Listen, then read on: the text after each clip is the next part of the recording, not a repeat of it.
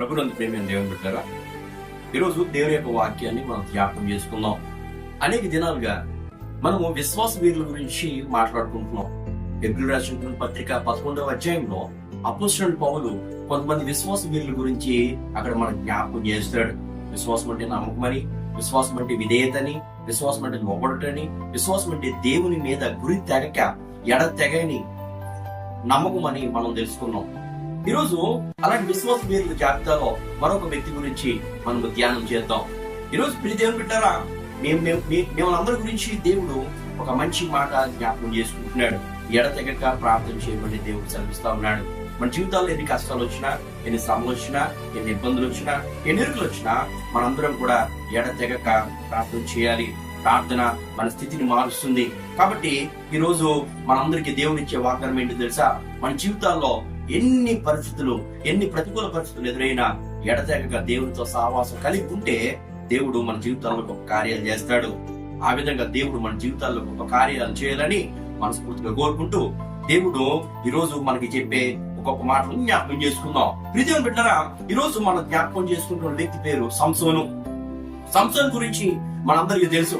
సంసోను చాలా బలమైనటువంటి వ్యక్తి అని, చాలా శక్తియుక్తులు దేవుడు సంసోను ఇచ్చాడని, సంసోను తన జీవిత కాలంలో చాలా గొప్ప పనులు చేశాడని మనందరికీ తెలుసు. బైబిల్ గ్రంథం అంతట్లో కూడా మహాబలాఢ్యుడు ఎవరు అంటే సంసోను, సంసోను, సంసోను. ఈ సంసోను తన జీవితంలో ఎలాంటి పరిస్థితులు ఎదుర్కొన్నాడు, చివరికి దేవుడు అతనికి ఎలాంటి శక్తిత్వం ఇచ్చాడు, ఆ శక్తిత్వాన్ని తనకి ఎలా ఉపయోగించుకున్నాడు, చివరికి అతని జీవితం ఎలా ముగిసింది, ఈ విషయాలు మనం క్లుప్తంగా జ్ఞాపకం చేసుకుందాం.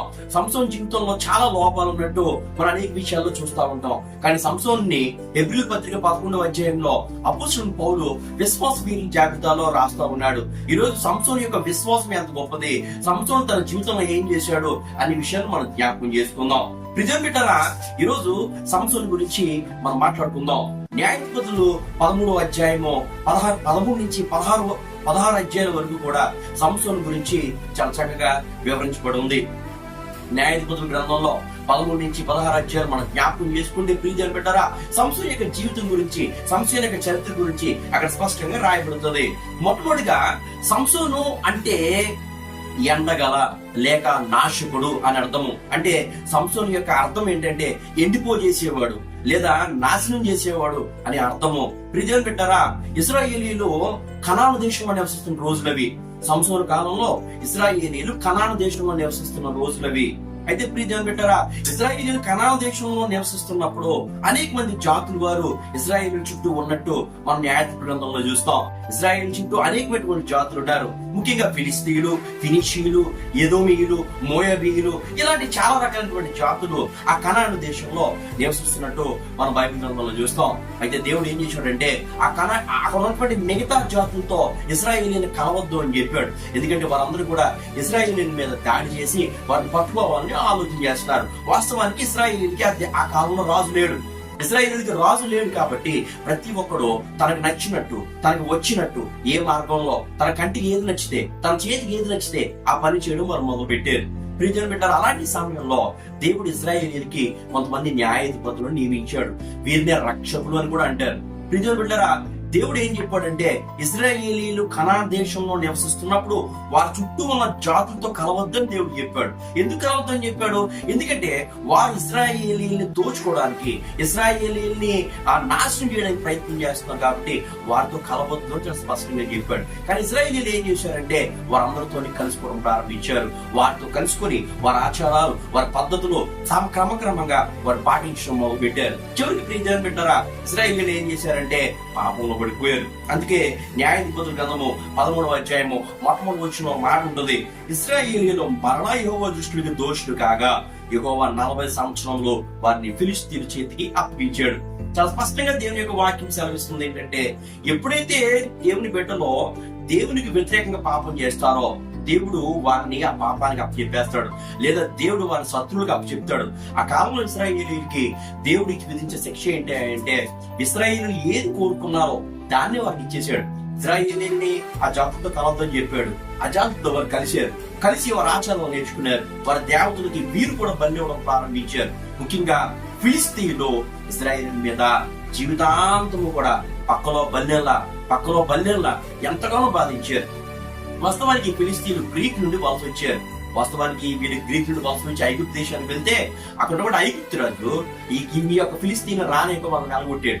అప్పుడు ఈ ఫిలిస్తీన్లు కనాన్ దేశంలోకి వచ్చి ఆ మధ్యధర సముద్రంలోనికి వాళ్ళు స్థిరపడ్డారు. వాళ్ళకి ముఖ్యంగా 5 రకాలటువంటి పట్టణాలు వాళ్ళు ఏర్పాటు చేసుకున్నారు. ఫిలిస్తీన్లకి 5 ముఖ్య పట్టణాలు ఉన్నాయి. 1 గాజా, 2 అష్టోదు, 3 అష్కెలోను, 4 ఎక్రోను, 5 గాతు. ఈ 5 పట్టణాలకి 5 రకాలైనటువంటి రాజులు ఉన్నట్టు మన బైబిల్ గ్రంథంలో చూస్తాం. అయితే ఫిలిస్తీన్ మొదటి నుండి క్రూరమైనటువంటి వ్యక్తులు, భయంకరమైన విగ్రహారాధన చేసేవారు. వాస్తవానికి ఈ ఫిలిస్తీన్లు ఏం చేసేవారంటే ఎక్కువ సముద్రం మీద ఆధారపడి వారు జీవించేవారు. వీరి యొక్క దేవుడి పేరు దాగోన్ అనే దేవతని వీరు ఆరాధించేవారు. ఈ దాగోనటువంటి దేవత సగం మనిషి సగం చేపల పోలి ఉండినట్టు మన చరిత్రలో చూస్తాం. ముఖ్యంగా వీరు చాలా క్రూరమైనటువంటి వ్యక్తులు, ఏమాత్రం దైవమైనటువంటి వ్యక్తులు. తమ చుట్టూ ఉన్న వారిని నిర్దయగా వారు దోచుకునేవారు. గట్టిగా చెప్పాలంటే ఒక దోపిడీ దొంగలలాగా వారు ప్రవర్తించేవారు. ప్రియమైన బిడ్డలారా, అసలు విషయానికి వద్దాం. అలాంటి పరిస్థితుల్లో ఈ ఫిలిస్తీన్లు ఇజ్రాయేలీని ఏడిపించడం మొదలు పెట్టారు, వాళ్ళు వేధించడం మొదలు పెట్టారు. తమ జీవితకాలం మొత్తం మీద ఇజ్రాయేలీని ఎక్కువగా బాధించింది, ఎక్కువగా శోధించింది ఎవరయ్యా అంటే ఈ ఫిలిస్తీనే. అలాంటి కాలంలో ఇజ్రాయేలీలు కష్టపడుతున్నప్పుడు, ఇజ్రాయేలీలు బాధపడుతున్నప్పుడు, ఇజ్రాయేలీలు శ్రమ పడుతున్నప్పుడు వారు కష్టకాలంలో దేవుడికి మొదలుపెట్టారు. అప్పుడు దేవుడు వారి ప్రార్థన ఆలకించి ఇజ్రాయేలీలకి ఒక న్యాయాధిపతిని నిర్మించాడు. ఆ కాలంలో జొరియా అనే ఒక పట్టణంలో మానోహ అనే వ్యక్తి ఉన్నాడు. ఆ మానోహ అనే వ్యక్తికి తన భార్యకి 2 బిడ్డలు లేరు. చాలా కాలం వాళ్ళు గొడ్రాలు ఉన్నప్పుడు మానవ భార్యకి దేవత కనిపించి ఆమెకి మాట్లాడుతుంది. మొట్టమొదటిసారిగా ఆ న్యాయాధిపతుల గ్రంథం 13వ అధ్యాయం 5వ వచనంలో ఈ మాట ఉంటుంది. ఏంటో తెలుసా? నీవు గర్భవతి కుమారుని కందువు, అతని తల మీద మంగళగత్తి వేయకూడదు. ఆ బిడ్డ గర్భమును పుట్టినది మొదలుకొని దేవునికి నాజీరు చేయబడిన వాడే ఫిలిస్తీన్ చేతుల నుండి ఇశ్రాయేలును రక్షింప మొదలు పెట్టునని ఆమెతో అనగా, నిజం బిడ్డ మొట్టమొదటిసారిగా దేవుడు ఈ సంసోను గురించి ఒక క్లియర్ ఎగ్జాంపుల్, ఒక క్లియర్ డెఫినేషన్ చెప్తున్నాడు. ఏం చెప్తున్నాడంటే, నీవు ఒక గర్భంలో నీకు కుమారుడు పుడతాడు, అతని తల మీద మంగళగత్తి వేయకూడదు, అతడు దేవునికి నాజీరు చేయబడిన వాడే, అనగా వ్రతపుత్రుడు. మానవ అతని భార్య ఎన్నో సంవత్సరాలు ప్రార్థన చేస్తే జన్మించినటువంటి వ్యక్తి ఈ సంసోను. అతను వ్రతపుత్రుడు. సంసోను అనే పదానికి ప్రియజన్ బిడ్డలారా ఎండగల లేదా నాశనం చేసేవాడు అని అర్థం. ప్రియజన్ బిడ్డలారా అంటే అర్థం ఏంటంటే ఇశ్రాయేలీయుల జనాంగం మీదకి వచ్చిన వారందరినీ కూడా తాను రక్షకుడుగా ఉండి వారందరినీ నాశనం చేస్తాడు. అపవిత్రం ఏది తినకూడదని చెప్పాడు, మద్యం గాని ద్రాక్షరసం గాని ముట్టుకోవద్దని చెప్పాడు మానవ భార్యకి. అలాగే పుట్టబోయే కుమారుడు కూడా ఆ విధంగానే పవిత్రంగా జీవిస్తాడు, వ్రతపుత్రుడు, అతని తల మీద మంగళగత్తి వేయకూడదు అని చాలా స్పష్టంగా దేవుడు చెప్పాడు. అనుకున్నట్టుగానే కొన్ని రోజులకి సంసోను జన్మించాడు. ఆ విధంగా సంసోను యొక్క జన్మదినం ఆవిర్భావం జరిగింది. ఇశ్రాయేలీయుల్ని ఎప్పుడైతే కష్టాల్లో ఉన్నారో వారి కష్టాల నుంచి విడిపించడానికి దేవుడు ఒక న్యాయాధిపతిని, ఒక రక్షకుడిని దేవుడు వారికి దయచేశాడు. ప్రియమైన బిడ్డలారా, రక్షకుడు అనగానే మనందరికీ యేసుప్రభువు గుర్తిస్తాడు. ఇక్కడ కూడా దేవుడు రక్షకుడిని గుర్తించాడు. ఈ రక్షకుడు శారీరకమైనటువంటి శ్రమల నుంచి, శారీరకమైనటువంటి శత్రువుల నుంచి విడిపిస్తే మన నిజమైనటువంటి లోక రక్షకుడు మన ఆత్మను నరకం నుండి కాపాడుతాడు. అదే మన రక్షకుడికి అయినటువంటి యేసుప్రభువుకి ఈ పాత్రలో ఉన్నటువంటి రక్షకుడికి ఉన్నటువంటి తేడా అదే. అందుకే బైబిల్ చెప్తారు, తమ ప్రజలను వారి పాపముల నుండి రక్షించడు కనుక ఆయన యేసు అని పేరు పెట్టదు అని ఆ రోజు దైవదూత ఎవరితో చెప్తుంది, మరెంతో చెప్తారు. ప్రియమైన బిడ్డలారా, సంసోను శక్తియుక్తుల గురించి మనం జ్ఞాపకం చేసుకున్నాం. దేవుడు సంసోనుకి చాలా శక్తియుక్తులు ఇచ్చాడు. ఎన్ని శక్తియుక్తులు ఇచ్చాడంటే, సంసోను బలం గురించి మనం మాట్లాడుకున్న ప్రతిసారి సంసోను దేవుని ఆత్మ చేత రేపబడ్డాడు. ఎప్పుడైతే సంసోను ఎదగడం మొదలు పెట్టాడో, సంసోను తిమ్నాకు వెళ్ళి ఒక అమ్మాయిని చూస్తాడు. ఆమె ఫిలిస్తీన్లో ఒక అమ్మాయిని చూసి నాకు తీసుకొచ్చి పెళ్లి చేయమని చెప్తాడు. అప్పుడు వాళ్ళ తల్లిదండ్రులు అంటారు, ఎరా మన స్వజనంలో మన సొంత వాళ్ళు ఎవరు లేరా, నువ్వు ఎందుకు వాళ్ళు ఎన్నుకున్నావంటే, లేదు నాకు వారే కావాలని సంసోను ఏం చేస్తాడంటే పంతం పెడతాడు. అప్పుడు ఆ అమ్మాయిని వివాహం చేసుకోవడానికి వెళ్ళినప్పుడు సంసోను పెద్ద విందు చేస్తాడు. అతను చేసుకోవడానికి వెళ్ళేటప్పుడు దారిలో ఒక కొదమ సింహం ఎదురవుతుంది. అప్పుడు ఆ కొదమ సింహాన్ని తుత్తునీలుగా 2 చేతులతో ఏ ఆయుధం లేకుండా ఆ కొదమ సింహాన్ని చీల్చేస్తాడు. సంసోనుకి చేసినటువంటి మొట్టమొదటి కార్యం గురించి బైబిల్ గ్రంథంలో అక్కడ న్యాయాధిపతుల గ్రంథంలో స్పష్టంగా రాయబడి ఉంది. ఆ కొదమ సింహాన్ని, ఆ బొబ్బరించి కొదమ సింహాన్ని, ఆకలితో కొదమ సింహాన్ని ఆయన చీల్చి పక్కన పాడేసి ఏమి ఎరగనట్టు వెళ్ళిపోతాడు. ఈ విషయం గురించి ఎవరు చెప్పడు. తర్వాత కొంతకాలానికి తిరిగి అమ్మాయిని చూడడానికి వెళ్తున్నప్పుడు ఆ ఫిలిస్తీన్ పట్టణంలోనికి ఆ తిమ్నాతుకు వెళ్తున్నప్పుడు అక్కడ వైపు చూస్తే అతను ఏం కనబడుతుంది, అక్కడ ఆ యొక్క చనిపోయినటువంటి కళేబరంలో నుంచి ఒక తేనె బట్టి కనబడుతుంది. అతను కొంచెం తేనె తీసుకుని తిరుగుంటూ వెళ్తాడు. ఆ తర్వాత తన వివాహానికి వచ్చినటువంటి కొంతమంది యువకులతో అతను ఒక పొడుగు కథ వేసినట్టు మన బైబిల్లో చూస్తే చూడండి, అది ఏం పొడుగు కథ వేస్తాడంటే, సంసోను కేవలం బలవంతుడే కాదు, చాలా యుక్తి గలవాడు, చాలా జ్ఞానవంతుడు అని కూడా బైబిల్ గ్రంథం బోధిస్తుంది. ఏం చెప్పాడంటే, అతను ఒక చెప్పాడు, ఏంటి, నేను మీకు పొడుగు కథ వేస్తాను, అది మీరు నాకు చెప్తే నేను నీకు 30 సన్నపునార వస్త్రాలు ఇస్తాను. మీరు చెప్పకపోతే మీరు నాకు 30 సన్నపునార వస్త్రాలు ఇవ్వాలి అని ఒక పందెం కడతారు. వాడు ఒప్పుకుంటారు. అప్పుడు అతను ఏ పొడుగు కథ వేస్తాడో తెలుసా? బలమైన దానిలో నుండి తీపి వచ్చాను, తిరుదానిలో నుండి తిండి వచ్చినట్టు పొడుగు కథ వేస్తాడు. ఆ విషయం దాన్ని ఎవరు చెప్పకపోతారు 3 రోజులు. చివరికి 7వ రోజు నాడు ఏం చేస్తారంటే, వాళ్ళ భార్యని, ఎవరైతే సంసోను భార్య పెళ్లి చేసుకున్నాడో ఆ భార్యని వేధించడం మొదలు పెడతారు. మీరు కనుక నీ భర్తను అడిగి ఈ పొడుగు భావం చెప్పకపోతే నిన్ను నీ తండ్రిని మేము చంపేస్తామని చెప్తారు. చివరికి వాళ్ళ భార్య వేధిస్తుంది. ఆ వేదం తట్టుకోలేక ఏం చేస్తాడు, చెప్పేస్తాడు. ఏంటట, అప్పుడు చెప్పినప్పుడు వాళ్ళు 7వ దినాన్ని ఏం చెప్తారో తెలుసా? 7 రోజులు సమయం ఇచ్చినప్పుడు 7వ దినాన్ని చెప్తారు. ఏంటట, తేనె కంటే తీపి అనేది ఏది, సింహం కంటే బలమైనది ఏది అని చెప్తారు.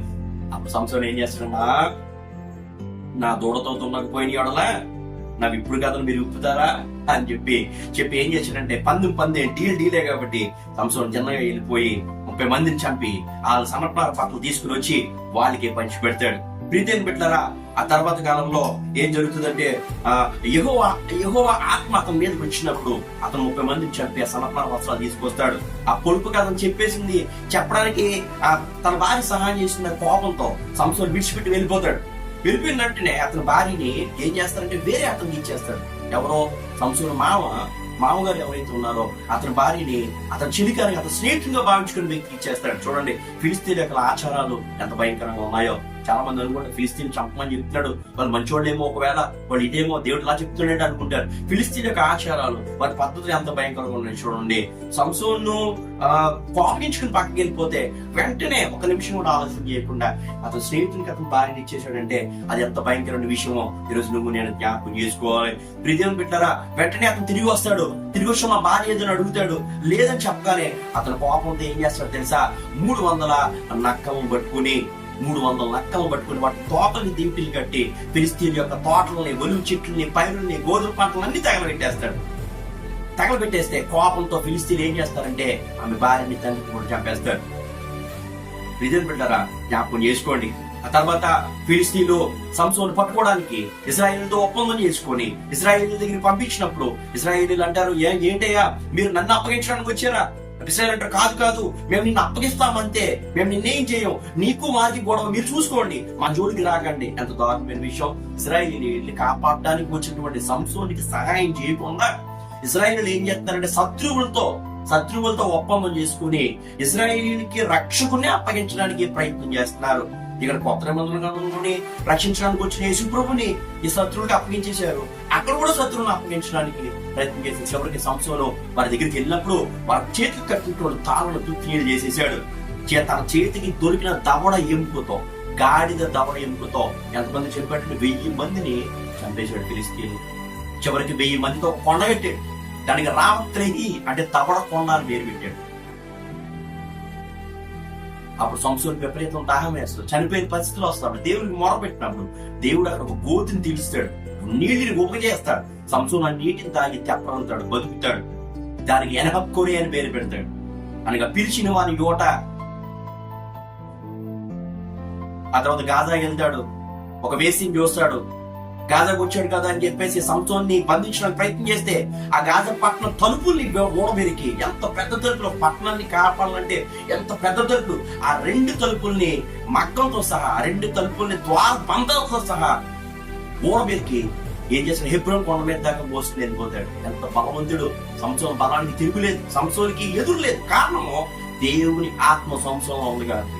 జాగ్రత్త గమనించిన ప్రియదేవుని పెట్టారా? ఈ రోజు దేవుని ఆత్మ నీలో ఉంటే నీకు బలం అధికంగా ఉంటుంది. దేవుని ఆత్మ నీలో ఉన్నప్పుడు నీలో దేవుని మాటలు ప్రకటించే బలం, దేవుని బలం, దేవుని వాక్య బలం ఉంటుంది. నువ్వు ఎప్పుడైతే దేవుని యొక్క ఆత్మకు అనుకూలంగా పనిచేసావో అప్పుడు వరకు దేవుని యొక్క బలం నీతో ఉంటుంది. కానీ దేవుని ఆత్మను పరిహసించి నీ సొంత విషయాల మీద నువ్వు దృష్టి పెట్టావు, అప్పుడు దేవుని ఆత్మని నువ్వు వెళ్ళిపోతావు. సొలొమోను దగ్గర నుంచి దేవుని ఆత్మ వదిలిపోయిన తర్వాత దురాత్మకు వచ్చి కాపురం చేసి ఈ రోజున చాలా మంది సేవకులు భ్రష్టులు అయిపోవడానికి కారణం ఏంటో తెలుసా? చాలా మంది సంఘాలు పడిపోవడానికి కారణం ఏంటో తెలుసా? చాలా మంది సంఘాలు డెవలప్ అవ్వకపోవడానికి కారణం ఏంటో తెలుసా? అక్కడ దేవుని ఆత్మ నివసించకపోవడమే, అంటే పరిశుద్ధాత్మ లేకపోవడమే. పరిశుద్ధాత్మ ఉంటే నీ బలం, పరిశుద్ధాత్మ లేకపోతే నీ బలం లేదు.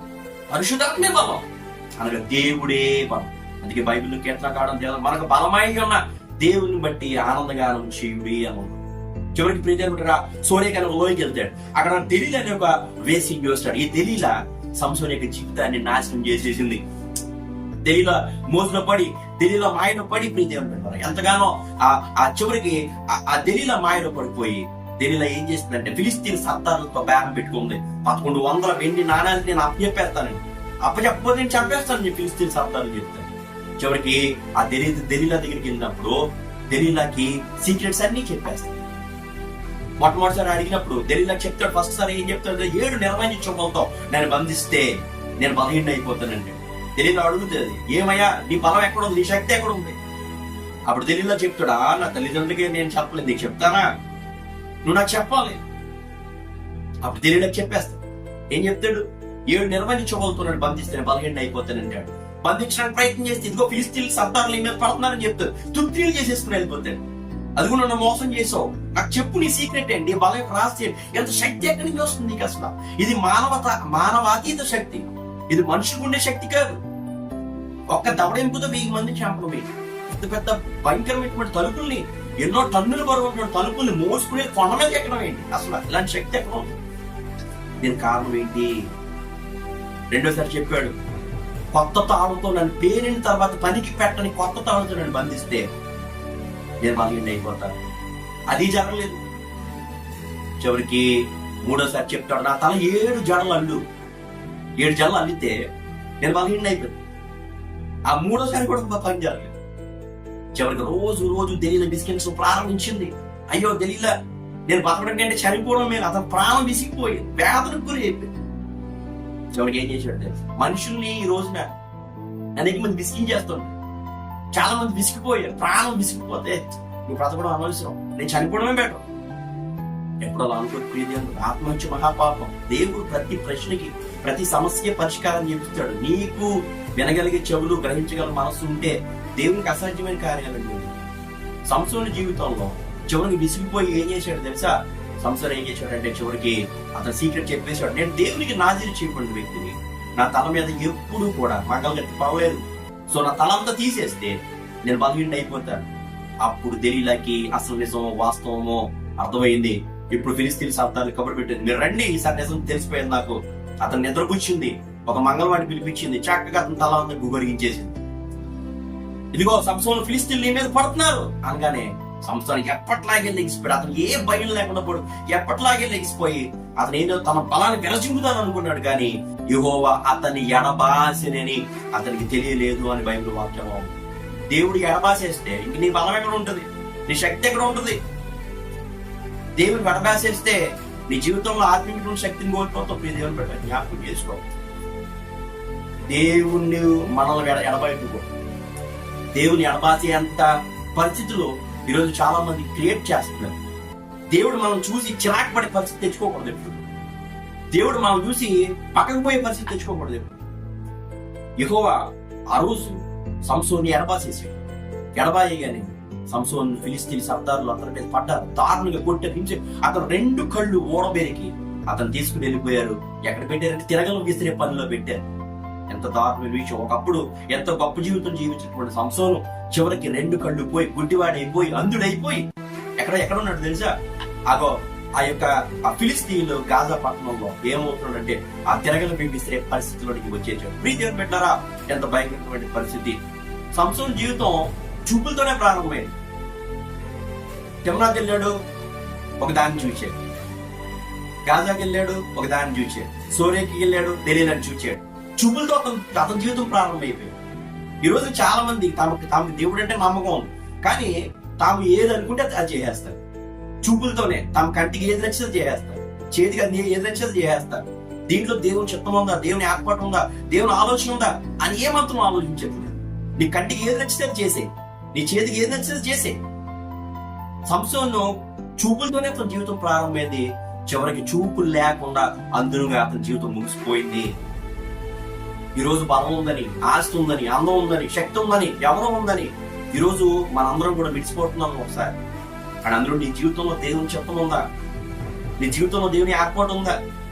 నీ జీవితం దేవునికి యోగ్యమైనదిగా ఉందా లేదా అనేది నీవు నేను జ్ఞాపకం చేసుకొని ప్రభుత్వం దేవుని పెట్టారా? ఎంత భయంకరం. ఈరోజు దేవుని చిత్త ప్రకారం జరిగిస్తే దేవుడు అంటాడు, నా చిత్తం చూపును జరిగించువాడే. దేవుని చిత్తం చూపును జరిగించడం నేర్చుకోవాలి. నీ సొంత చిత్తంగా దేవుని చిత్తం చూపును జరిగించాడు. నీ క్రియ, నీ పని, నీ కుటుంబం, నీ ఆలోచన సమస్తము దేవుని చిత్తం చూపును జరిగిస్తే నువ్వు ఆశీర్వాదాన్ని చూస్తావు. ఆశీర్వాదం రావడం కాదు, ఆశీర్వాదం నిలబెట్టుకోవడం గొప్ప విషయం. ఆశీర్వాదం పట్టి ఉంచడం గొప్ప విషయం. నీరు పట్టుకోవడం, నీరుని పట్టి ఉంచే జలాశయాలు, డ్యాములు. నిజం బిడ్డ, దేవుడు సంసోను తన కోసం ఏర్పాటు చేసుకుంటే సంసోను తన జీవితాన్ని తన కోసం ఉపయోగించలేదు, దేవుని కోసం ఉపయోగించలేదు, తన కోసం ఉపయోగించుకున్నాడు. తన భావోద్వేగం కోసం, తన మోహం కోసం, తన క్రియల కోసం ఉపయోగించుకున్నాడు.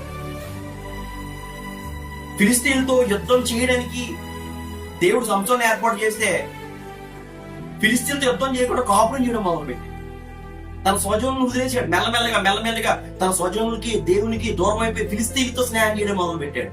అతని స్నేహితులందరూ ఫిలిస్తీన్లే. ఈరోజు ఆ ఫిలిస్తీన్ స్నేహితులతో కాపురం చేస్తూ, ఫిలిస్తీన్ చేతితో స్నేహం చేస్తూ, వాళ్ళకి విందులు కట్నకాలు ఇస్తూ, వాళ్ళ దగ్గర డబ్బులు ఖర్చు పెడుతూ, దానికోసం దేవుడి శక్తిని ఉపయోగించుకుంటూ, ఎంత బాధగా ఇలాంటి లక్షణాలు ఈ రోజు నేటి సమాజంలో కూడా క్రైస్తవుల స్నేహితులు ఉండాలనేది ఉద్దేశం కాదు. కానీ వాళ్ళ యొక్క అలవాట్లు, వారి యొక్క పద్ధతులు ఎందుకు చెప్తాడు దేవుడు వారితో కలవద్దు? వారి అలవాట్లు, వారి పద్ధతులు నువ్వు వారితో కలిసి కలవకూడదు. నీతికి దుర్నీతితో ఏం సామర్థ్యము? చీకటికి వెలుగుతో ఏం సాంగత్యము? క్రీస్తునకు బెలియాతో ఏం సంబంధం? దేవుడు ఎంత చెప్పాలి? విశ్వాసి అవిశ్వాసతో పాలెక్కడ? ఇవన్నీ దేవుని మాటలు కాదా? ఈరోజు చాలా మంది ఏం చేస్తున్నారంటే ఫిలిస్తీన్లతో సంసోను స్నేహం చేసినట్టు వాళ్ళ జీవితము కంటికి ఏది నచ్చితే వాళ్ళు చేస్తే, చేతికి ఏది నచ్చితే చేసే అలవాట్లు, లక్షణాలు ఉన్నటువంటి వ్యక్తులు ఫిలిస్తీన్లు.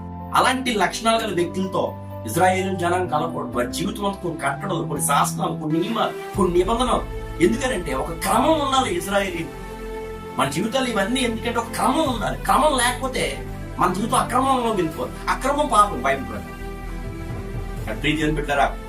సంసోను యొక్క జీవితం ఫిలిస్తీన్లతో యుద్ధం చేయరా అంటే ఫిలిస్తీన్లతో వెళ్ళి సాంగత్యం చేశాడు. కాబట్టి దుష్ట సాంగత్యము మంచి నడవడిక చెరుకును. చివరికి సంసోను పట్నం గవిని కూడా తీసుకుని వెళ్ళిపోయాడు.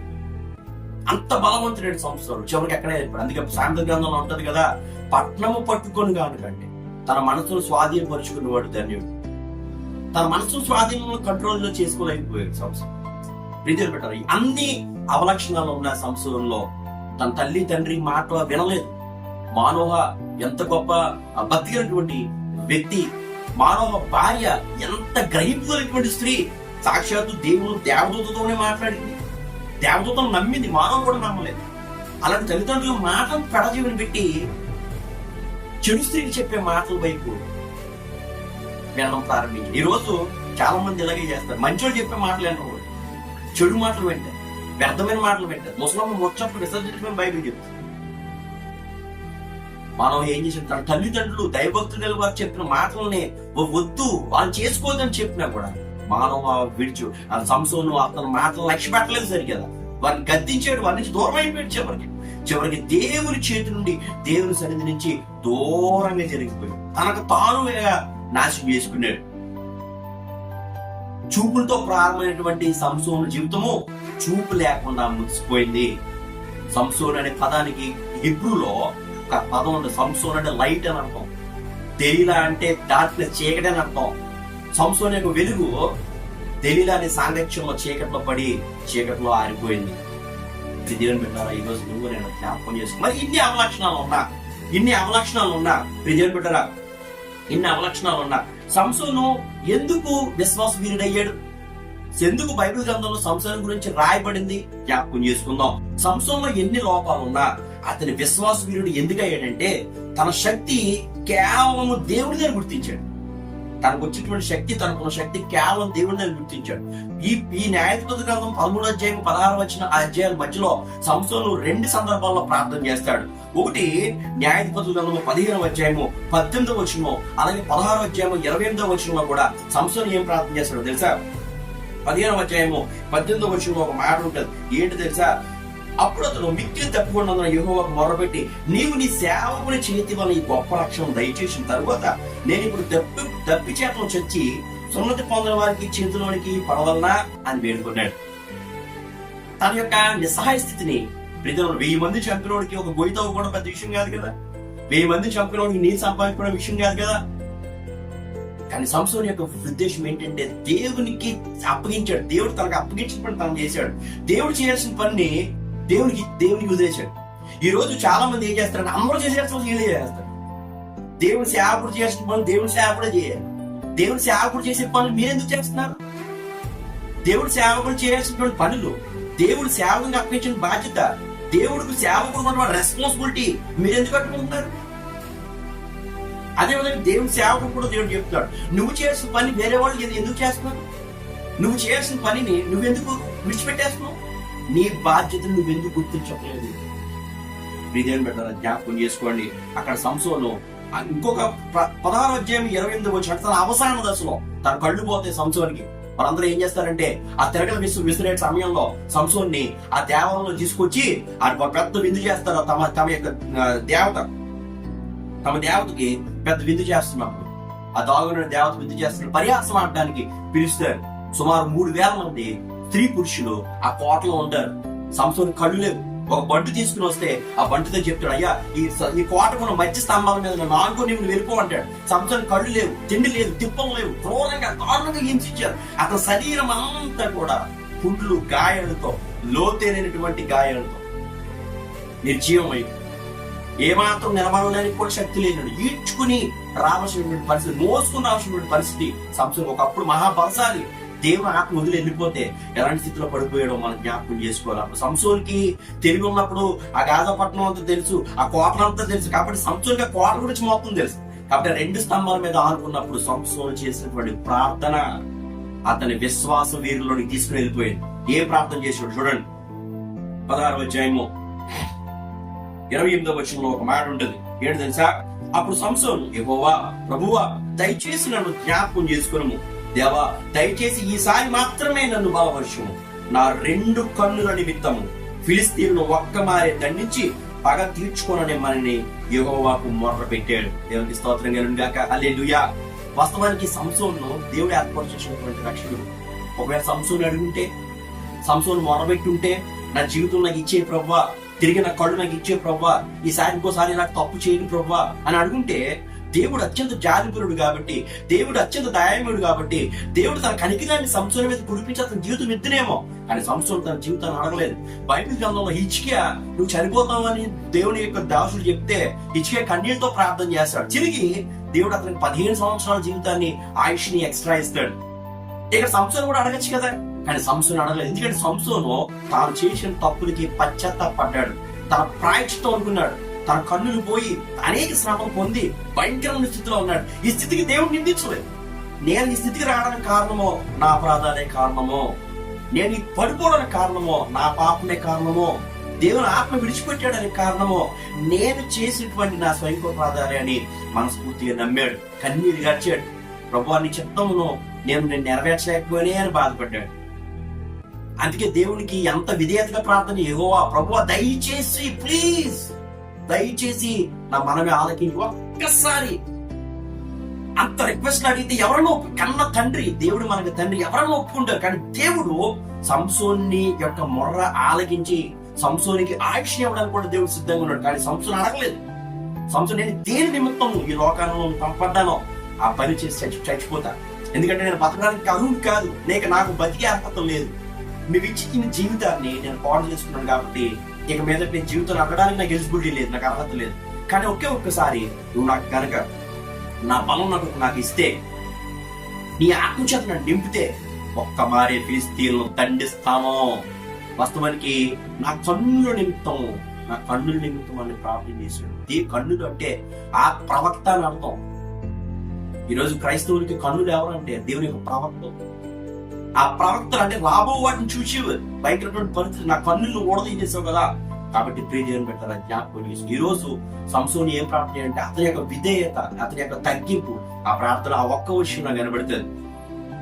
వెంటనే సంసోను 2 స్తంభాల మీద ఆనుకొని ఒక్క మారే తిరిగి తనకు ఆ వెంట్రుకలు తిరిగి మలవడం మొదలు పెట్టాయి. ఆ వెంట్రుకలు పెరిగినంత మాత్రమే బలం లేదు, వెంట్రుకలు తగ్గినంత మాత్రం బలం లేదు. కానీ తన బలం వెంట్రుకల్లో కాదు, దేవుల్లోనే ఉందని నమ్మాడు. తన బలం దేవుల్లోనే ఉందని నమ్మాడు. కాబట్టి దేవునికే ప్రార్థన చేశాడు. దేవునికి ప్రార్థన చేసి నాకు బ్రతుకొద్దు, నాకు జీవితం వద్దు, కానీ నాకు ఒక్కసారి ఒక అవకాశం ఇవ్వు, నువ్వు ఇచ్చిన పనిని ఒక్కసారి చేసేసి నేను చనిపోతా అని చెప్పి దేవుని పెట్టారా. వెంటనే ఒక్కసారిగా 2 స్తంభాలను పట్టుకుని సంసోను ఎప్పుడైతే గట్టిగా వాటిని ఊడబెరికాడో ఆ మేళ మీద మిద్దెల మీద విందు చూస్తూ ఆడిపాడుతున్నటువంటి వ్యక్తులందరి మీద ఆ కోట మొత్తం కూలిపోయింది. వాళ్ళందరితో పాటు సంసోను కూడా తన జీవితాన్ని, తన ప్రాణాన్ని పోగొట్టుకున్నాడు. వాస్తవానికి అక్కడ ఇంచుమించు 3000 మంది పురుషులు, స్త్రీలు అంటారు. కానీ ప్రియదేవుని పెట్టారా 3000 మంది కాదు. అక్కడ పురుషులు, స్త్రీలే 3000 మంది ఉంటే ఫిలిస్తీన్ సర్దారులు ఎంతమంది ఉంటారు, సైన్యం ఎంతమంది ఉంటారు, ఆ రాజకీయ పరివారంలో ఎంతమంది ఉంటారు. తన జీవిత కాలంలో చంపిన వారి కంటే తన చివరాఖరి గడియలో చంపిన వారి లెక్క ఎక్కువ అని బైబిల్ గ్రంథం బోధిస్తాం. ప్రియదేవుని పెట్టారా ఈ రోజు నువ్వు నేను ఒక మాట మనం జ్ఞాపకం చేసుకోవాలి. అవసాన దశలో దేవుడిని అతను నిందించలేదు. ఈ రోజు అన్ని ఉన్నప్పుడు కాదు, మనిషి యొక్క క్యారెక్టర్ ఎప్పుడు ఉంటుందంటే లేనప్పుడు వాళ్ళు నిందించడం మొదలు పెట్టదు. నాకేమీ లేదు, నాకేమీ రావట్లేదు. దేవుడిని నిందించే స్థితి, నిందించే పరిస్థితులు ఎప్పుడు వస్తాయో తెలుసా? మనకి లేనప్పుడు. అందుకే దేవుడు మనిషిని 2 సార్లు పరీక్షిస్తాడు. ఒకటి, నీకు అన్ని ఉన్నప్పుడు, నీ కడుపు నిండినప్పుడు నువ్వు ఎలా ఉన్నావు, నీ కడుపు మండినప్పుడు ఎలా ఉన్నావు దేవుడు జ్ఞాపకం చేసుకుంటాడు. ప్రియదేవుని బిడ్డలారా, సంసోను జీవితం మనం నేర్పించే పాఠం ఏంటో తెలుసా?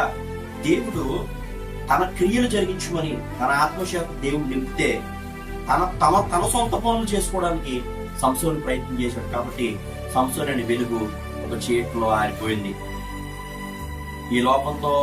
ఈ లోకాన్ని జయించండి అని దేవుడు ఈ రోజు క్రైస్తవ బిడ్డలందరికీ దేవుడు తన వాక్యం ద్వారా సెలవిస్తా ఉంటే ఆ లోకంతో సాంగత్యం చేస్తూ లోకంలో పడిపోతున్నారు అనేక మంది. వారందరూ కూడా సంసోను వలె చివరికి కారు చీకట్లో ఆరిపోతారేమో. ప్రియదేవుని ఈ వాక్యం ద్వారా దేవుడు మనల్ని హెచ్చరిస్తా ఉన్నాడు. సంసోను లాంటి ఒక మహాబలవంతుడు, ఒక వ్రతపుత్రుడికే తప్పలేదంటే, ఒక గట్టిగా చెప్పాలంటే సంసోను లాంటి వ్యక్తులు ఒక దేవదూత లాంటి వ్యక్తి, వారికే తప్పలేదంటే మనలాంటి వారు ఎంత వారు ప్రియదేవుని పెట్టారా? మన పట్ల దేవుడు ఎంత కృప కలిగి ఉన్నాడు, అంత శక్తివంతుడినే దేవుడు క్షమించలేదంటే ఈ లెక్కన దేవుడు మన పట్ల ఎంత క్షమాపణ కలిగి ఉన్నాడు. ఎన్ని మార్లు మనం తప్పిపోయినా, ఎన్ని మార్లు మనం పడిపోయినా, ఎన్ని మార్లు అవిధేయతగా జీవిస్తున్నామో ఈ రోజు అయినా సరే దేవుడు మన పట్ల తన కృపావరాన్ని, తన కనికరాన్ని కురిపిస్తున్నాడంటే దేవుని యొక్క ప్రేమను అర్థం చేసుకో. ఆయనను, ఆయన కృపను, ఆయన ప్రేమను, ఆయన శక్తిని మనము తప్పుగా అర్థం చేసుకుంటే, ఏమి చేయాలని అర్థం చేసుకుంటే ఒక సమయం వస్తుంది. ఆ సమయం వచ్చినప్పుడు నువ్వు లెగుద్దామని లెగలేవు, నువ్వు తిరిగి మొరపెడదామని మొరపెట్టలేవు, నువ్వు పట్టుకుందామని పట్టుకోలేవు. ఆ స్థితి నీకు నాకు రాకుండా ఉండాలంటే సంసోను జీవితం నువ్వు నేను జ్ఞాపకం చేసుకోవాలి. ప్రియదేవుడా, ఒక మాట చెప్పి నేను ముగిస్తాను. ఈ రోజు దేవుని యొక్క ఉద్దేశం ఏంటో నువ్వు జ్ఞాపకం చేసుకోవాలి.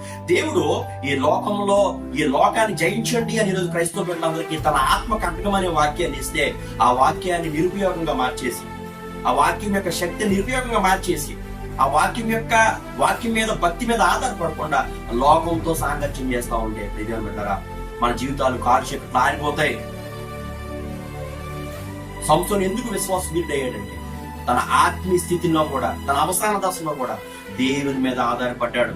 తను చేసిన తప్పులు తన ప్రాయశ్చిత్తం అనుభవించాడు. ఇదంతా నా వల్లే జరిగింది, నా ఈ పరిస్థితి కారణం నేనే, కానీ నీ పనిని నేను నిర్లక్ష్యం చేసినందుకే అని తెలుసుకుని గ్రహించాడు. చివరికి తన శక్తిని అడిగాడు దేవుడు పని చేయడానికి. ఎంత తగ్గింపుని అడిగాడు. తన జీవితాన్ని అడగలేదు, తన ఆయుష్ని అడగలేదు, తన బలాన్ని ఇంకేమీ అడగలేదు. ఒకే ఒక మారు, నీ పని చేయడానికి ఒక్క మారే నన్ను నీ ఆత్మ చేత నింపు, తిరిగి నా బలాన్ని ఒక్కసారి ఇంపు, నీ పని చేస్తాను. ఎంత గొప్ప విశ్వాసం! అలాంటి విశ్వాసం మనకుందా? ఈరోజు దేవుడి ప్రత్యక్షమైతే ఏం వరం కావాలని కోరుకుంటే నిత్య రాజ్యాన్ని నన్ను వారసుని చేయని అడిగే వ్యక్తులు ఎంతమంది ఉన్నారు ఈరోజు? దేవుడు నీకు ప్రత్యక్షమయ్యి నీకేం కావాలని అడిగితే ఎంతమంది ఉన్నారు ఈరోజు? ఏమడుగుతారు? ఈ ఏవోకు సంబంధించిన విషయాలు అడుగుతారు తప్ప, ప్రభువా నీ జీవ గ్రంథంలో నా పేరుందా? నీ జీవ గ్రంథంలో నా పేరుందా? ప్రభు పరలోక రాజ్యంలోనికి నేను పాత్రుడేనా, నేను పరలోక రాజ్యంలో నాకు ప్రవేశం పొందేనా లేదా అనే విషయాలు జ్ఞాపకం చేసుకోకపోతే ఈ లోకము ఎప్పటికైనా సరే గతించిపోతాయి. లోకము దాని ఆశలు ఎప్పటికైనా గతించిపోతాయి. కానీ నిత్యము నిలిచేది పరలోక రాజ్యమే, దేవుని రాజ్యమే. ఆ విధంగా నువ్వు ఉండాలంటే సంసోను 2 రకాల జీవితాలు. ఒకటి, తన జీవితం చివరికి 20 సంవత్సరాల సంసోను ఒక రక్షణగా వారందరి మధ్య పనిచేసి తన ఆఖరి గడిలో సంసోను నిజమైన సంసోను. ఆఖరి గడిలో సంసోను నిజంగా ఆత్మీయమైనటువంటి సంసోనుగా మారాడు. శారీరకమైనటువంటి సంసోను ఎప్పుడో చచ్చిపోయాడు. ఆత్మీయమైనటువంటి సంసోను అనేక మంది శత్రువులను జయించాడు. ఈ రోజు శత్రువులు ఎవరంటే మన కొడుకు కాదు, మన ముందున్నటువంటి పాపమే మన శత్రువు. దాన్ని జయించగలిగితే నువ్వు సంసోను లాగా విశ్వాస వీరులు అవుతావు. అలా విశ్వాస వీరులు అవ్వాలంటే దేవుని కృప నీకు అవసరం. దేవుని కృప నీకు అవసరం అవ్వాలంటే దేవుని భక్తితో నీవు ఉండాలి. దేవుని భక్తి నీకు ఉండాలంటే దేవుని వాక్యంతో నీవు నింపబడాలి. అలా నింపబడాలని మనస్ఫూర్తిగా కోరుకుంటూ దేవుడు ఈ మాటలు తన వినికిడిలో దీవించి ఆశీర్వదించును గాక. ఆమేన్. God bless you.